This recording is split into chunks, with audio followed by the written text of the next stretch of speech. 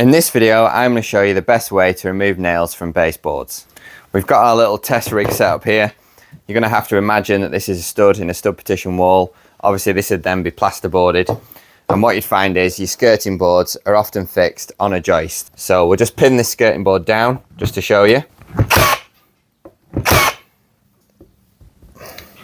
So we pin that good and proper with 3 pins. Often you'll find that your baseboards are only fixed down with 2 pins. And now we're going to show you how to remove these pins, or you would do the exact same procedure with nails from your baseboard. Now first you'll need to get your baseboard off your wall. To do this, I always like to use a rigid flat knife. There's a specific type of knife which is actually better for this, and it's something like this sort of paint scraper. It's got about 1.5 inch blade. It's got quite stiff metal, and it's also very thin, so you can get that in between your skirting board. Obviously normally you'd have a plasterboard on here. In between your skirting board and your plasterboard, you'd want to break the seal between your paint and decorating. So if you imagine this is on a wall, you just need to run your Stanley knife down the back of the skirting board to just break that seal between the cork and the skirting board. So now we've done that, we need to take our flat knife. We'll put a list of tools in the description below. Take our flat knife, we want to go in at the top of the skirting board near our fixing, and then we just take our hammer and hammer that in. I always like to team up my knife with an old chisel, and then I've got 2 implements in there and I can slowly work the skirting board off the wall. It doesn't matter about damaging the back of the skirting board, it's the face side of the skirting that we're trying to protect.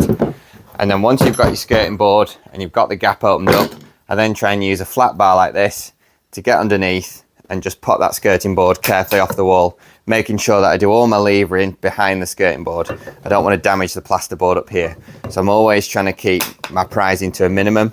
If I do have to go in here with my bar, I always lift up that way so that I'm doing all the damage to this wood lower than the skirting board.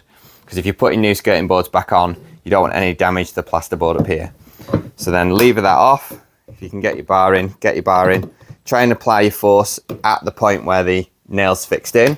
And you'll often find when you remove baseboards or skirting boards that the pins actually stay in the skirting board. One pin's actually stayed in the wood, and that's very easy to remove with a pair of pincers.